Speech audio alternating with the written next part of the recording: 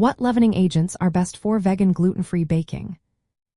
Imagine biting into a fluffy muffin or a soft loaf of bread that rises perfectly without any animal products or gluten. It's possible, and today we're talking about how to make it happen. When baking vegan and gluten-free, choosing the right leavening agents is key to getting that light, airy texture everyone loves. The most common leavening agent used is baking powder.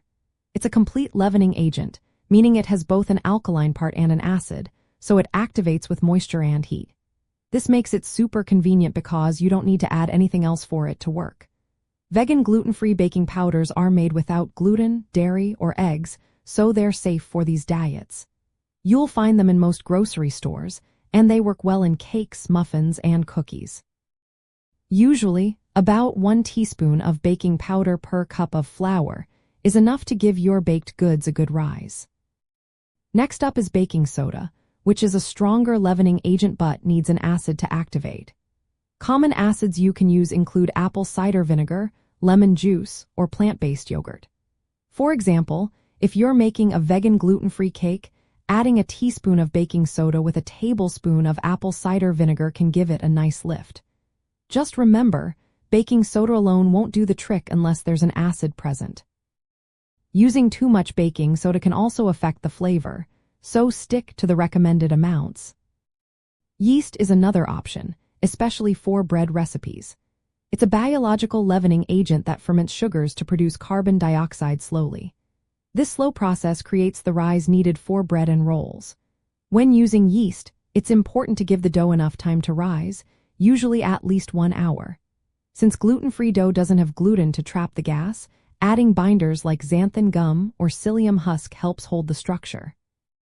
Yeast works well in recipes like vegan gluten-free bread or pizza dough, giving a chewy texture and good flavor.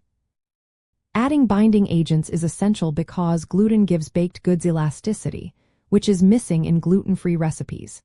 Using xanthan gum, guar gum, or psyllium husk helps trap the carbon dioxide from leavening agents, making your baked goods rise better and have a more satisfying texture.